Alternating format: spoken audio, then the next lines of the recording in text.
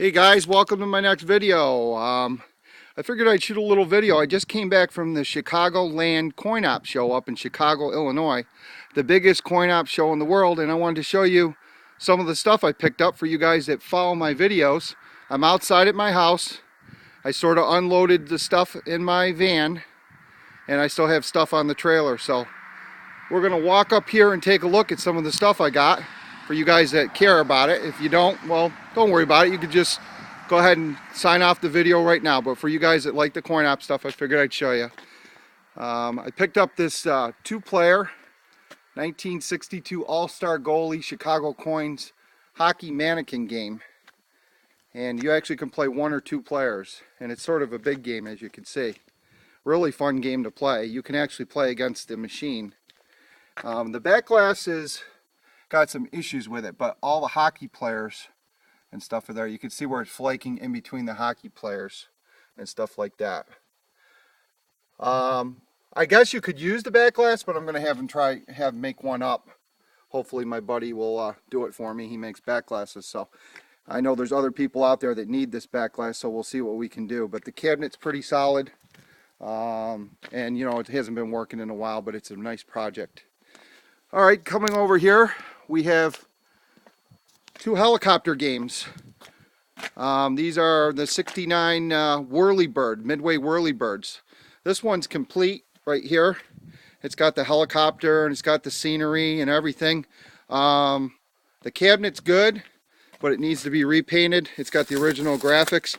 The bottom and the top need to be replaced. It's got press board. I don't know when Midway made these, they put real plywood on the sides of the games, and the tops and the bottom they use press board. So we're going to replace that and we're going to restore. This one is just like a parts machine, but I'm also going to try and restore this one.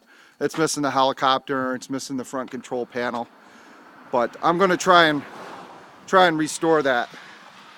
Over on this side of the trailer we have a Seeburg R Jukebox, 1954, one of Seeburg's best jukeboxes, and you can see how I've got my trailer and my van here. So that's what we had on the trailer. We had another pinball machine right here I already took off, so I had that loaded up.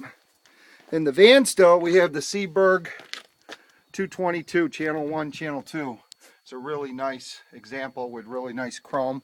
Walk around this way so you can get a little side view of it. I'm going to be pulling that out in a little bit when I disconnect the trailer. Great sounding jukebox. Alright, let's turn over here and we'll show you the other stuff I picked up. We have a Bally Starjet, really difficult Bally game to acquire. 1963, the year I was born. Really nice back glass. We have just a little bit of flaking right here in the blue area underneath player 2 and then right in there. And that's about it. There's a little nick over here. But other than that, the cabinet's been repainted. That's typical. But the back glass is very nice, and I'm hoping to fix that problem over there. Playfield is really nice.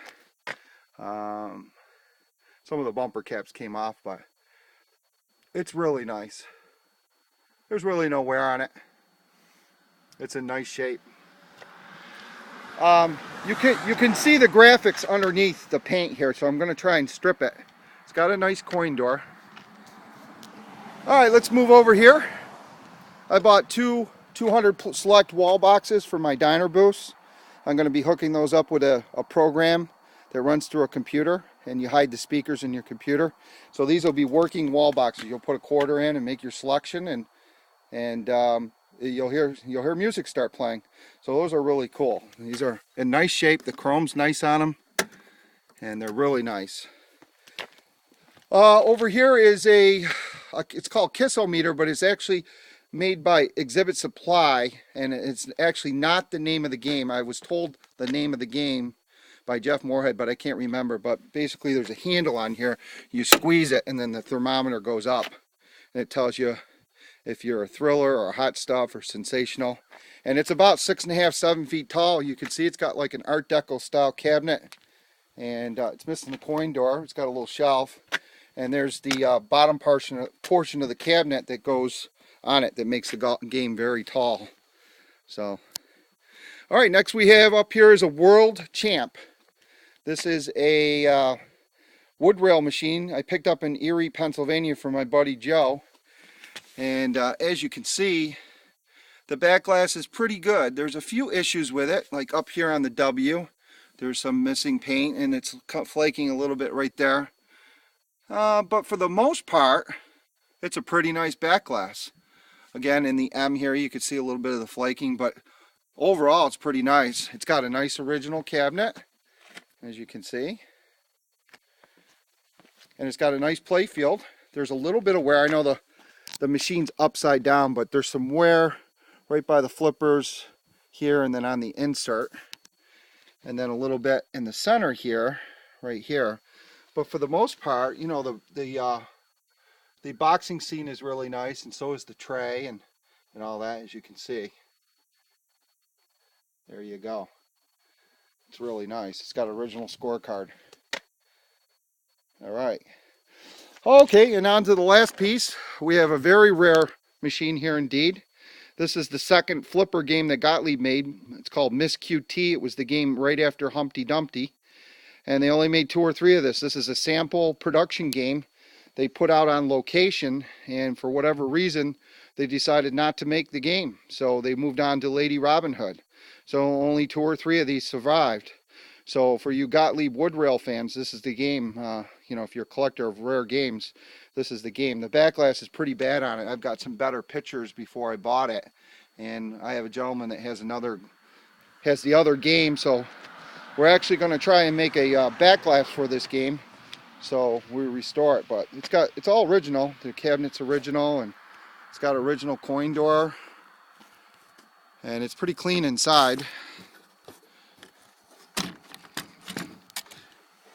So I don't know if you can see that in there, but it's pretty clean.